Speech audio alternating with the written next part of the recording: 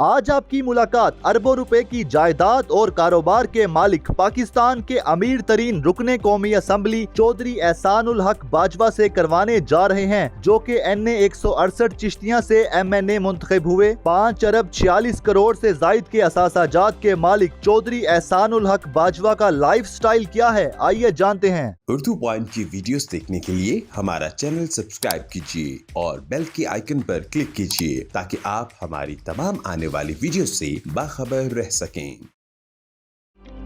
अस्सलाम वालेकुम, उर्दू पॉइंट में खुशामदीद। मैं हूं आपका मेज़बान उस्मान भट्ट। नाज़रीन, इस वक्त हम ज़िला बहावल नगर की तहसील चिश्तिया में मौजूद हैं और आज आपकी मुलाकात पाकिस्तान के सबसे अमीर तरीन MNA चौधरी एहसानुल हक बाजवा साहब से करवाने जा रहे हैं, जिन्हें इलेक्शन कमीशन ऑफ पाकिस्तान ने हाल ही में पाकिस्तान के सबसे अमीर तरीन MNA डिक्लेयर किया है। आइए जानते हैं उनका लाइफ स्टाइल क्या है, पाकिस्तान में किस तरह का वो लाइफ स्टाइल गुजारते हैं और अपने हल्के की आवाम के साथ किस तरह उनका मिलना जुलना है, सब कुछ जानेंगे। आइए हमारे साथ। अस्सलाम वालेकुम सर। अस्सलाम वालेकुम सर, कैसे हैं आप? ठीक हैं? ठीक ठाक, मैं खैरियत हूँ जी, आप सुनाएं, आप ठीक ठाक हैं? सर बेहतर है, अल्हम्दुलिल्लाह। सफ़र कैसा रहा? सर सफ़र शानदार रहा हमारा।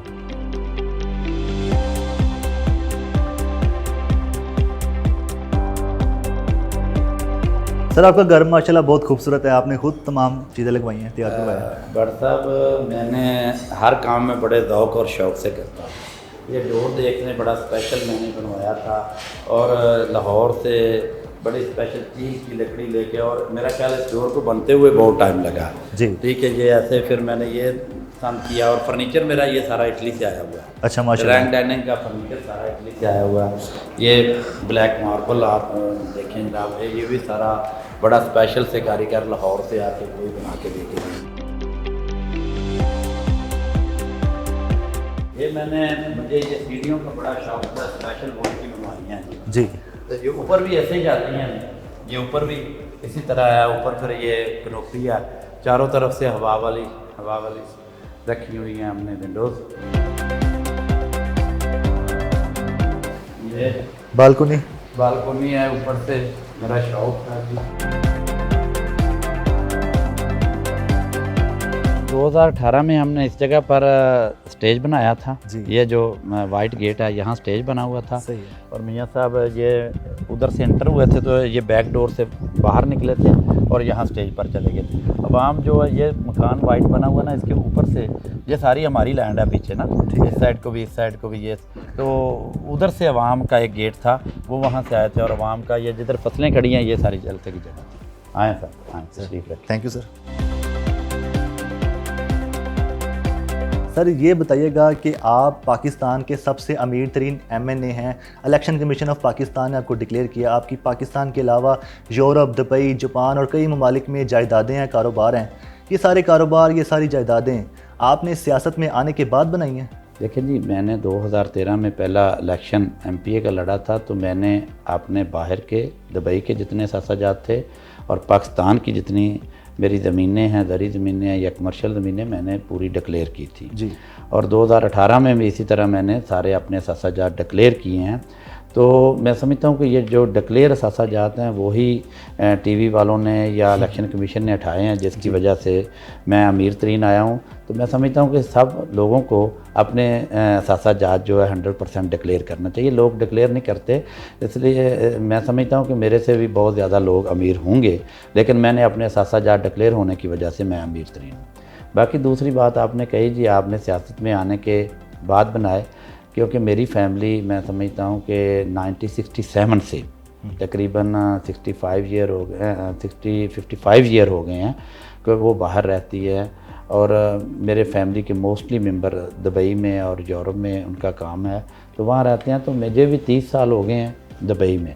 पहले मैं पाकिस्तान में अपना बिज़नेस करता था, कंस्ट्रक्शन का बिज़नेस था, और उसके बाद मैं दुबई शिफ्ट हो गया, वहाँ ट्रेडिंग का काम कुछ अर्सा किया। और उसके बाद मैंने ट्रांसपोर्ट, मेरी जो है ट्रांसपोर्ट की कंपनी है, एक कंपनी नहीं काफ़ी कंपनी है, तो वो मैं ट्रांसपोर्ट का लोकल काम करता हूँ। कि मेरे पास कंस्ट्रक्शन इक्विपमेंट की मशीनरी है जो मैंने अबू धाबी ऑयल फील्ड में और गवर्नमेंट को कंपनी दीवा में और बड़ी बड़ी कंस्ट्रक्शन कंपनियों में रेंट की हूँ, जिसका हर महीने मुझे रेंट आता है।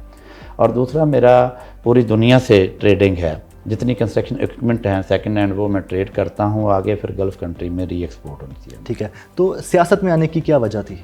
बड़ा ज़बरदस्त आपने सवाल किया जी कि सियासत तो मैंने 2013 में पहला इलेक्शन लड़ा और जितनी मैंने पाकिस्तान में जायदाद खरीदी, ज़मीनें खरीदी 2010 से पहले की ख़रीदी हुई हैं जी। तो सियासत में मेरा आने का मकसद ये था कि मेरे इलाके में कोई पहले काम नहीं हो रहे थे और मेरे इलाके के जो दोस्त थे, मेरी बरादरी थी, मेरे दूसरी बरादरियों के लोग थे, वो मुझे प्रेशराइज़ कर रहे थे कि आप यहाँ के बड़े ज़िम्मेदार भी हैं तो आप सियासत में आएँ ताकि हमारे इलाके की बेहतरी हो सके। तो मैं अपने इलाके की बेहतरी के लिए सियासत में आया हूँ और अल्हम्दुलिल्लाह मैंने सियासत को इबादत समझ के किया है और जब से मैं सियासत में आया हूँ तो आप देखेंगे, आपको मैं अपने शहर का विज़िट भी करवाऊँगा कि मैंने क्या क्या काम करवाए हैं। अपने हलके के जो वोटर्स हैं उनके लिए वक्त कैसे निकालते हैं? मेरे से जो छोटा मेरे से भाई है उसका नाम चौधरी अमानुल्लाह है, तो अमानुल्लाह हलके में पूरा टाइम देता है, मेरे वालिद साहब हलके में टाइम देते हैं, मेरे भाई जो दूसरे कज़न हैं वो हलके में टाइम देते हैं और मोस्टली जितना भी मैक्सिमम मैं टाइम दे सकता हूँ मैं भी हलके में भी आता हूँ और टाइम भी देता हूँ। इसी वजह से अगर मैं हलके में टाइम देता हूँ, लोगों के करीब रहता हूँ, तो मैं पहले MPA था तो और दूसरी दफ़ा मैं जो समझे पाकिस्तान से बहुत ज़्यादा लीड लेके मैं जीता हूँ, दोबारा MNA बना हूँ, तो इसी वजह से मैं दोबारा लोगों ने मुझे मुंतखब किया है या वोट दिए हैं कि मेरा लोगों के साथ एक प्यार और मोहब्बत का रिश्ता है। सर, पिछले दौरे हुकूमत में आप MPA रहे थे और इस बार आप MNA हैं। बतौर MPA रहते हुए आपने अपने हलके में कितना डिलीवर किया और अब आप कितना डिलीवर कर सके हैं? देखिए, जब मैं MPA था तो मैं समझता हूँ कि मेरी क़यादत बड़ी मेहरबान थी मेरे ऊपर और मैं समझता हूँ मियाँ शहबाज शरीफ साहब की बड़ी शफ़क़त है कि मैं जब भी उनके पास गया तो मैं अपने हलके के लिए बड़े प्रोजेक्ट लेके आया और उनकी मेहरबानी है कि मैं जब भी उनके पास गया उन्होंने मेरे ऊपर शफ़क़त की, मेरे इलाके की बेहतरी के लिए किया। तो सबसे पहले तो मैं अपने हलके के लिए एक सीवरेज जो चिश्तियाँ सिटी का है, सीवरेज कोई तकरीबन 1 अरब का प्रोजेक्ट था, सबसे पहले मैंने वो शुरू करवाया। मैंने अपने पूरे हलके के रोड जो हैं चिश्तियाँ सिटी के ड्यूल करवाए, डबल रोड करवाए और कारपेट रोड करवाए। उससे पहले हमारे इलाके में कारपेट रोड का कंसेप्ट ही नहीं था। और उसके बाद मैंने चिश्तियाँ के 2 एंट्री गेट हैं जो बहावल नगर रोड पर है और दूसरा बहावलपुर रोड पर है, दोनों एंट्री गेट मैंने बनवाए। उसके बाद मैं 1122 यहाँ लेके आया और उसके बाद मैंने एक थाना B डिवीज़न बनवाया। उसके बाद मैंने हस्पताल अपग्रेड करवाए। उसके बाद मैं मुख्तलिफ चकूक में सीवरेज के प्रोग्राम लेके आया, सीवरेज डलवाए और पूरे हलके में कारपेट रोड बनवाए। मैं समझता हूँ कि जितने काम मैंने पिछले MPA के दौर में किए हैं तो मेरी पूरी डिवीज़न मेरी मिसाल देती है कि बाजवा साहब ने बहुत काम करवाए हैं। तो वो मैं समझता हूँ कि मेरा एक विज़न था, मेरी एक मेहनत उसमें शामिल थी और मैं ये चाहता था कि मेरा इलाका जिस तरह दुबई खूबसूरत है उस तरह का मेरा इलाका भी दुबई की तरह खूबसूरत हो। अच्छा सर, ये बताएं कि आपको कपड़े कौन से पहनना पसंद है, किस ब्रांड के कपड़े जो आप बहुत ज़्यादा पसंद करते हैं? अच्छा जी, मैं आपको ये बताऊँ कि जब तो मैं अपने हलके में होता हूँ तो मैं यहाँ शलवार कमीज़ ही पहनता हूँ। ठीक है। तो नॉर्मल शलवार कमीज़ पहनता हूँ, जो नॉर्मल कॉटन के कपड़े गर्मियों में और सर्दियों में गर्म कपड़े। मैं इस तरह समझता हूँ कि मेरे हलके के लोग जो हैं मेरे से ये ना हो कि मैंने बड़े कुछ स्पेशल कपड़े, जिस तरह के मेरे हलके के लोगों के कपड़े होते हैं मैं उनमें घुल मिल जाता हूँ और उसी तरह कपड़े पहनता हूँ। तो जब मेरी मीटिंग्स होती हैं, मैं दुबई में होता हूँ, यूरोप में, लंदन में होता हूँ, तो साफ ज़ाहिर है वहाँ सूट पहनना पड़ता है, शलवार कमीज़ का उधर कंसेप्ट नहीं है, तो पैंट शर्ट ही पहनते हैं। तो मैं समझता हूँ कि कपड़े और जूती जहाँ से पसंद आए वो खा किसी ब्रांड की हो फिर वो ले लेनी चाहिए। दोबारा वो चीज़ नहीं मिलती, जो एक दफ़ा छोड़ दे, जूता छोड़ दे, दोबारा वो लेने जाएंगे शायद उस तरह का जूता ना मिलेगा। और जो कपड़ा है, पैंट शर्ट है, वो शायद उस ब्रांड की नहीं मिलेगी, साइज़ बराबर नहीं होगा, कुछ ना कुछ प्रॉब्लम हो जाती हैं। और टाई जो है, जहाँ से जो खूबसूरत मुझे चीज़ लगती है मैं ख़रीद लेता हूँ। सर, आपको गाड़ियों का शौक़ है और कौन सी गाड़ियाँ रखी हैं आपने ज़्यादा? देखिए जी, गाड़ियों का मैं समझता हूँ शौक़ भी होता है और फिर कुछ वक्त के बाद, कुछ टाइम के बाद आपकी मजबूरी बन जाती है। ऐसी है। तो मैं समझता हूँ कि जब मैं हल्के में निकलता हूँ तो मेरे साथ 5-10 गाड़ियाँ तो नॉर्मल ही होती हैं। अगर कोई स्पेशल फंक्शन हो तो 100 गाड़ी भी होती है। तो वो दोस्तों की मेहरबानी है। मेरी अपनी काफ़ी सारी गाड़ियाँ हैं। मेरे पास मर्सिडीज़ भी है, लैंड क्रूज़र भी है, रेंज रोवर भी है। तो मुझे तमाम गाड़ियों का ही शौक़ है। और डबल केबन डाले भी हैं जिसमें मेरे गनमैन वगैरह बैठते हैं, सिंगल केबन डाला भी है जिसमें गनमैन बैठते हैं। तो गाड़ियों का शौक़ भी है और मजबूरी भी है, दोनों तरीके से मैं इनको देखता हूँ। ठीक, इतनी दौलत माशाल्लाह, इतना कारोबार, बचपन में सोचा था आपने कि जवानी इतनी पुरकशिश होगी? जवानी तो मेरा ख्याल है जी अब ख़त्म होगी, अभी तो बुढ़ापे की तरफ चले गए हैं। तो जवानी में मैंने सच्ची बात है जी बहुत मेहनत की है। मैं अगर पाकिस्तान में रहा हूँ शुरू में, तो पाकिस्तान में मेरा कंस्ट्रक्शन का काम था तो मैंने बहुत मेहनत की, और अगर मैं बाहर गया हूँ तो बाहर जाके भी मैंने बहुत मेहनत की है। तो कभी सोचा नहीं था, ये सिर्फ अल्लाह का देन है। सर, जब अल्लाह ताला किसी को ज़्यादा नवाज देता है, अपनी नेमतों से ज़्यादा नेमतें देता है, तो वो शख्स या तो अल्लाह से दूर हो जाता है, अल्लाह की मखलूक से दूर हो जाता है, या अल्लाह के बहुत करीब आ जाता है। इस वक्त आपका स्टेटस क्या है?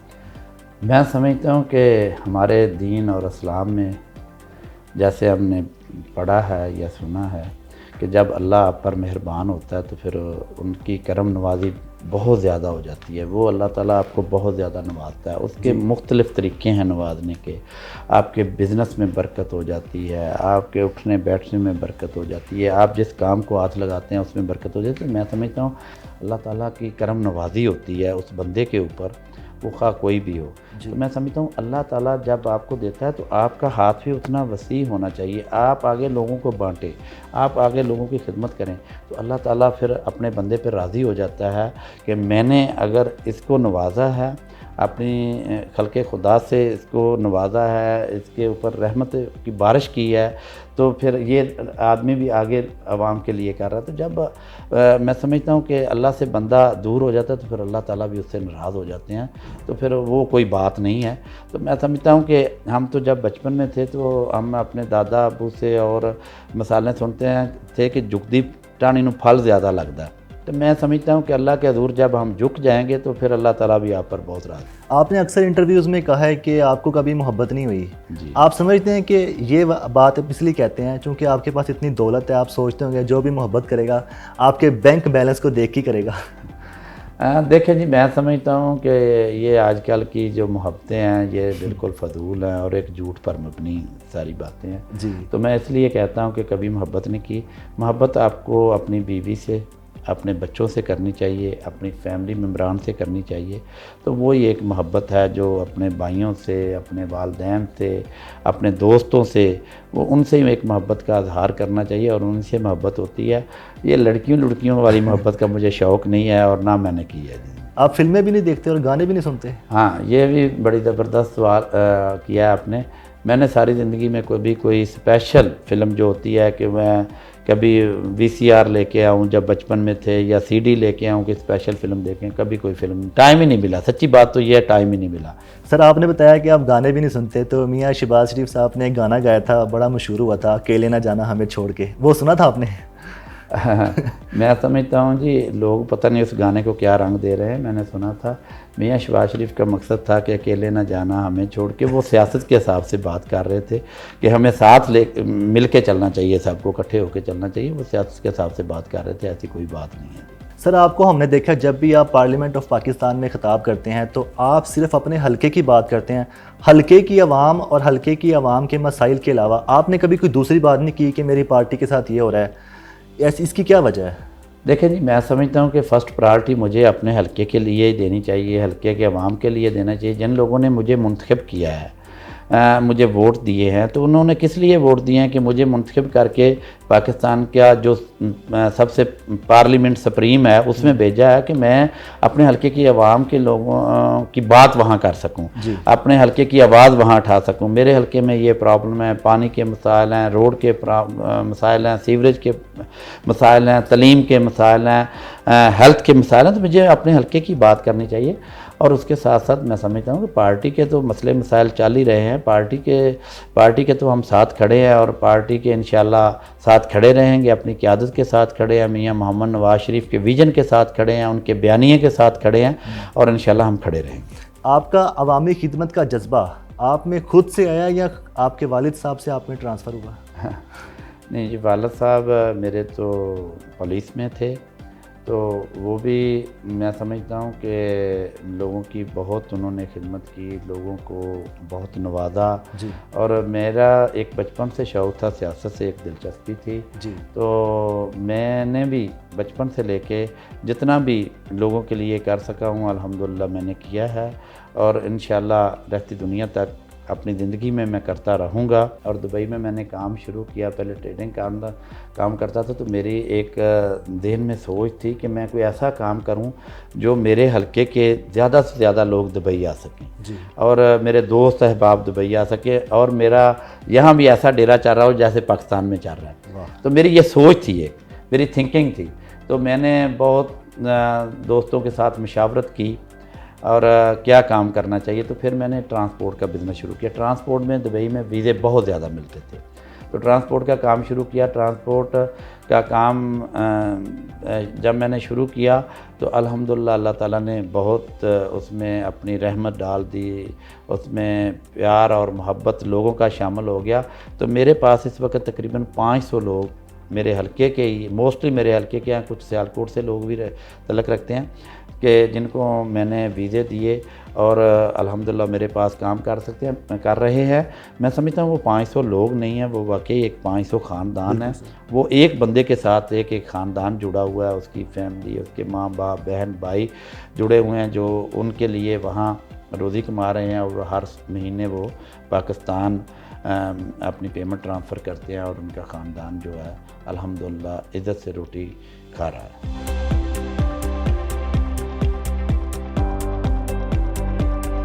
MNA एहसानुल हक बाजवा ने खाने पर हलके की आवाम और दोस्तों को दावत दी, जिसमें मटन पुलाव, कोरमा और फिरनी से तवाज़ो की गई। सर ये बताएं कि आप खानों में कौन से खाने पसंद करते हैं? देसी खाने ज़्यादा पसंद करते हैं या फास्ट फूड? मैं जी देसी खाने ज़्यादा पसंद करता हूँ जी। जैसे कढ़ाई हो गई और चिकन कढ़ाई हो गई, मटन कढ़ाई हो गई। मैं देसी खाने ज़्यादा पसंद करता हूँ और सब्ज़ियों में सबसे ज़्यादा मुझे भिंडी पसंद है। अगर दाल पकी हुई हो तो फिर किसी चीज़ की ज़रूरत ही नहीं रहती। मीठे में आपको क्या चीज़ ज़्यादा पसंद है? मिठाई या ये खीर होती है, क्या चीज़ ज़्यादा? घर की सेवियाँ और खीर ज़्यादा पसंद है। ईद पर आपने क्या खाया था आज मीठे में? ईद पर कस्टर्ड खाया, सेवियाँ खाई हैं, खीर खाई है और फिर कुर्बानी दी है। खाने के बाद हलके की आवाम के मसाइल सुने और उन्हें हल करने की यकीन दहानी करवाई।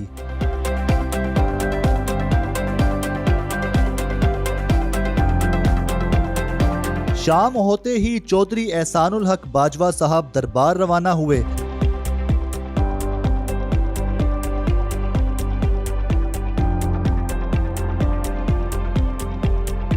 सर ये बताइएगा कि आपकी जो मैंने मोस्टली गाड़ियां देखी हैं उनका 174 नंबर है, इसकी क्या वजह है? अच्छा जी, मेरी गाड़ियों का 174 मेरे गांव का नंबर है। अच्छा, जहाँ मैं पैदा हुआ, जहाँ मैं बचपन गुजारा है वो 174 है, डारावाला का इलाका है। तो डारावाला का एरिया 174 में ही आता है। सर मियाँ नवाज शरीफ साहब पाकिस्तान आ रहे हैं कि नहीं? मियाँ नवाज शरीफ इंशाल्लाह मैं समझता हूँ कि जैसे ही उनका कोरोना की वजह से बहुत देर उनके चेकअप नहीं हो सके, उनका ऑपरेशन नहीं हो सका, जैसे ही उनकी तबीयत बेहतर होगी वो पाकिस्तान वापस आएंगे। उनका दिल और हर वक्त पाकिस्तान के लिए धड़कता है, वो पाकिस्तान जल्द वापस आएंगे। सर सुनने में आया था कि आपको भी पीटीआई में ऑफ़र हुई थी कि आप भी पीटीआई ज्वाइन कर लें।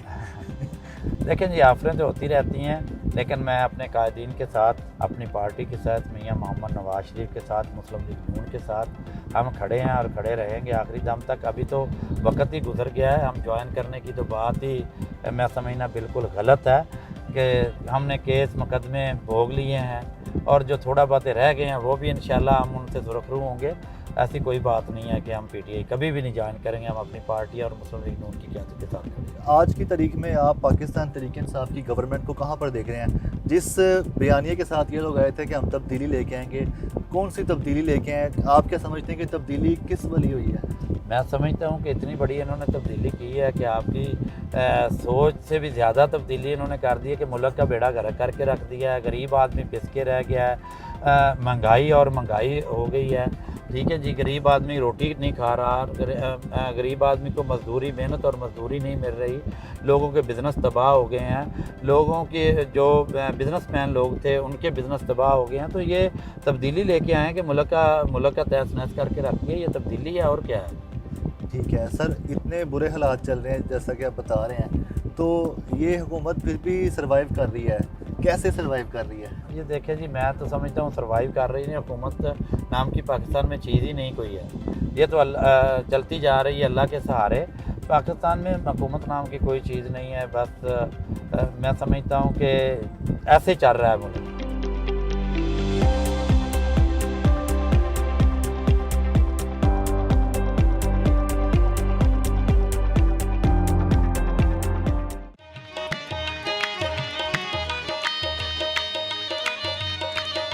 सर ये बताएं कि आपकी इस दरबार से वाबस्तगी कब से है और कब कब आते हैं हम यहाँ पे? मैं समझता हूँ जी, हमारी तो दरबार से वाबस्तगी बचपन से ही है। हमारे वालदैन की वाबस्तगी थी, हमारी वाबस्तगी है बचपन से ही है जी।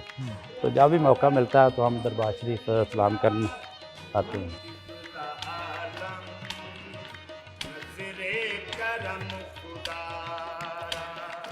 हम सब की झोली भर दो, मैं फकीर हो तुम्हारा, सरकार की बुलाया नजरे करम खुदारा। अब दानिश स्कूल की जानिब रवाना हो रहे हैं।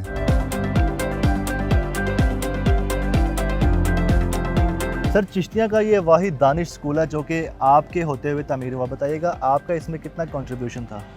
मैं समझता हूँ ये उस वक्त मियाँ मोहम्मद शहबाज शरीफ की पंजाब में गवर्नमेंट थी और ये प्रोजेक्ट मियाँ मोहम्मद शहबाज शरीफ का एक विज़न था, उनकी एक सोच थी कि जहाँ गरीब बच्चे मुफ्त तालीम हासिल कर सकेंगे। तो ये मियाँ मोहम्मद शहबाज शरीफ साहब ने ही अपने दौर में ये प्रोजेक्ट शुरू किया था और ये बहुत ज़बरदस्त प्रोजेक्ट था। यहाँ बिल्कुल प्योर गरीब बच्चे तालीम हासिल करते थे, मुफ्त तालीम हासिल कर रहे हैं। मैं समझता हूँ ये हमारे इलाके में डिवीज़न बहावलपुर में 3, रहीमयार खां में, हासिलपुर में और चिश्तिया में 3 स्कूल बनाए गए थे जहाँ बिल्कुल बच्चे फ्री तालीम हासिल कर रहे हैं और बच्चे यहाँ से निकल कर बड़े बड़े अफसर बन चुके हैं। तो मेरा जो कंट्रीब्यूशन की बात करते हैं कि मैंने एक बहुत बड़ी हैंडसम अमाउंट दी थी जो बच्चों के लिए डोनेट की थी कि सिर्फ बच्चों के हॉस्टल का ख़र्चा और बच्चों की तालीम पर वो खर्च किया जाए। मैंने बहुत बड़ी, मैं बताना नहीं चाहूँगा कि बहुत बड़ी हैंडसम एक अमाउंट दी थी दानिश स्कूल के लिए। ठीक है सर, ये कब तामीर किया गया था और ये कब से ऑपरेशनल है? ये 2012 में तमीर हो गया था और 2012 में इसका इफ्तिताह हो गया था। मियाँ शहबाज शरीफ साहब ने 2012 में इसका इफ्तिताह किया था। तो सर ये आपके सियासत में आने से पहले का स्कूल है? हाँ, ये बिल्कुल जब इसका इफ्तिताह हुआ था मियाँ शहबाज शरीफ साहब खुद आए थे और मैं भी इफ्तिताह के मौका पर मौजूद था और उसी मौका पर मैंने मियाँ शहबाज शरीफ साहब के तवस्त से दानिश स्कूल को डोनेशन दी। सर दिन भर हम आपके साथ रहे हैं और आप पाकिस्तान के सबसे अमीर तरीन MNA, लेकिन आपका प्रोटोकॉल वो नहीं जो होना चाहिए। आपके पीछे तो लंबी कतार होनी चाहिए गार्डों की, लेकिन आपने 1-2 गार्ड्स रखे हुए हैं। मैं समझता हूँ कि मैं अपने लोगों में मिलजुल कर रहना चाहता हूँ, अपने दोस्तों में, अपने तमाम हलके के लोगों में। अगर लंबी कतार एक गाड़ों की रहेगी तो फिर गार्ड ही मेरे 4 चफेरे हसार करके रखेंगे, आम आदमी मेरी पहुँच तक नहीं पहुँच सकेगा। तो मैं अपने लोगों में मिलजुल कर रहना चाहता हूँ। वो ज़िंदगी मौत अल्लाह के हाथ में है, जो एक दिन लिखी है वो तो वक्त मुकर्रर है, तो इसलिए मुझे गार्ड चाहिए ही नहीं है। ये मेरे दोस्त अहबाब ही मेरे गार्ड हैं, यही मेरा सारा सरमाया है। मैं इनके साथ मिलजुल कर रहना चाहता हूँ।